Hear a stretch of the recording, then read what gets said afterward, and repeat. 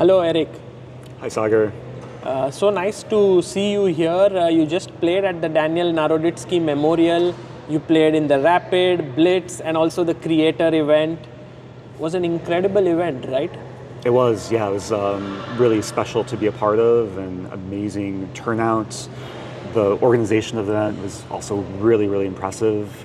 I want to give a big thank you to everyone who made this event possible, especially Peter Giannatos, who I know worked so hard and it attracted such a strong and diverse field of players. Right. I know that you were quite close to Daniel. In fact, his passing away affected you a lot. When was the first time you met him? Yeah, so we actually played against each other over the board in St. Louis at the U.S. Junior Closed. I think it was 2012, and this was back when I think I was still in FM. He was either recently became a GM or still in IM. But I remember it was a very special game for me because I beat him. It was a big upset, and yeah, it was a really interesting game where he played some opening novelty, but I managed to kind of fend off his counterplay. It was very sharp King's Indian. So I remember just having a very intense game with him in the tournament, and then after the event, almost all the players went to Susan Polgar's home in St. Louis and played ping pong. So got to meet him there as well. Wow. And over the years, did you guys become friends over chess? Was it over content? How was it? Yeah, we saw each other in lots of different places. I mean, we had very similar, I guess, types of career paths in terms of coaching chess, creating, streaming, and yeah, we saw each other in St. Louis again, at least one or two more times. Toronto, we hung out at the Chess.com World Championships. I think that was 2022 or 2023. And then World Rapid Blitz in New York. There was an event in Utah as well. So yeah, we saw each other all over the world. And what was the bonding part apart from chess? Was there anything else that you would speak about? Yeah, I think there's maybe a handful of players I could relate the most to in terms of our presence in the chess world. And for Daniel, he was someone I really looked up to in terms of his ability to teach and commentate, and he was a big role model for me when I was kind of building my Twitch and YouTube channels. And then over the years, we kind of just became colleagues, and we would have occasional chats online of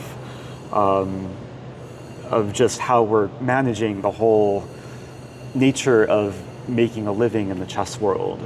And I think out of all the YouTube chess creators, he was the one that I had the biggest overlap with in terms of audience, because we had very similar types of educational styles. And yeah, I just learned a lot from him in terms of how he was able to present the game and just his passion for the game. Would you watch his videos? Oh, absolutely. Yeah. It's, I was a very avid lurker, especially in his Twitch streams, because he would stream late at night, and I would watch him as I fell asleep, grinding the Blitz chess, and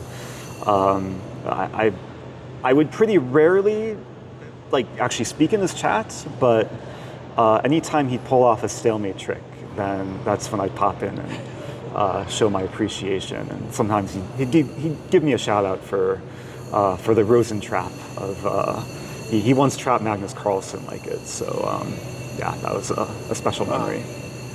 What about his streaming and content creation stood out for you? Was it the brilliance of him in his chess domain, or was it the honesty with which he would create content, not clickbaiting, trying to put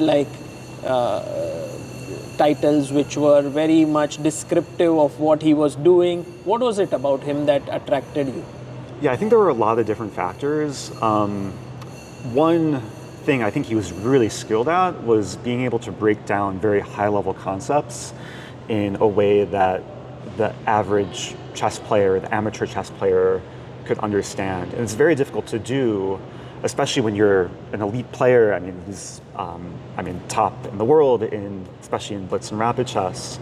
And the fact that he's able to kind of come down to the level of whoever he's presenting things to. And I think that's what allowed him to resonate with just the mainstream audience, was his empathy for the viewer and understanding that there's a lot of beginners watching chess content, and he could very well adjust to just explaining things in a more accessible way. Do you recollect anything chess-wise that you learned from his? I mean, most of the things would be kind of generic in nature, or you just learned it intuitively while watching him. Mm-hmm. But is there something that stands out? That's a tough question, because there's probably a ton of micro lessons I've learned from him over the years. He commentated a few of my matches in this I'm Not a GM Speed Chess Championships, and it was always a joy playing a match and then rewatching his commentary and just being able to see his perspective in my own positions. And I think that was one of the best ways to learn, is when you just see how he thinks and how sharp tactically he was in these very high pressure, time pressure situations. And it taught me that in order to be good at blitz chess, you really have to be tactically sharp and spot the forcing sequences quickly. Wow. And you made a huge contribution to the Daniel Naroditsky fund. I think it was, if I'm not mistaken, $25,000. I did.